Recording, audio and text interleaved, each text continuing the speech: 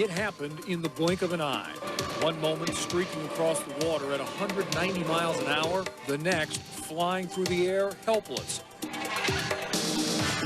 It nearly became the final moment of Greg Hopp's life. To get the boats to run that fast, you got to drive them, pretty much right on the edge. And that's why they call it the edge. Sometimes they fall off. It was Madison, Indiana, Saturday, qualifying day. Greg Hopp was in the U100, trying to get a better lane for the first heat of racing. I was definitely trying to get everything I could out of the boat and then some.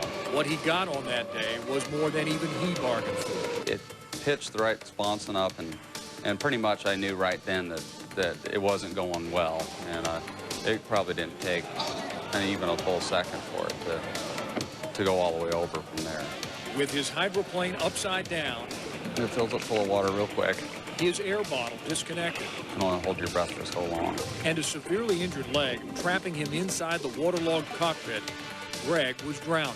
I'm sure at some point it must have crossed my mind, uh-oh. It took rescuers just 30 seconds to reach the wreckage, but by the time they got him out, he'd swallowed so much water he wasn't breathing. And at this stage, you almost think you still got a shot at bringing it back. With his lungs finally clear, Greg looks back at the crash. Right here's where the pain part of it starts. He relives each moment, captured in a perfect series of photographs. That's the part that it feels like you've been shot out of a cannon up against a brick wall. Each frame holding another vivid memory. But Ohio River is not the best in the world. It's pretty nasty. An unlimited driver since 1995 and a champion on the unlimited light circuit, danger is a way of life for Greg Hopp. This time, though, something was different. This is the first time that I've even had a question. Any other time I've had an accident, it was always, I'm going racing. There was no question. And this particular time was too close to reality. I had to stop and think about it for, some time. His decision didn't take too long. I feel like I'm ready to go, like I'm ready to go race again. Emotionally, he thinks he's ready. Physically, his season is over.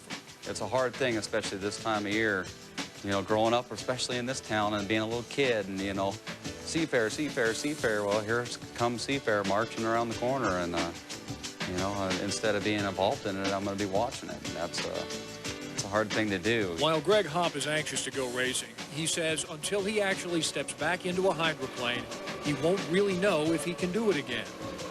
For now, he wants to put Madison behind him, focused instead on ensuring it doesn't affect his future. It's one of those things you have to try to get past, because if you sit there and dwell on it, I don't think that you could ever, have a chance of driving one good again.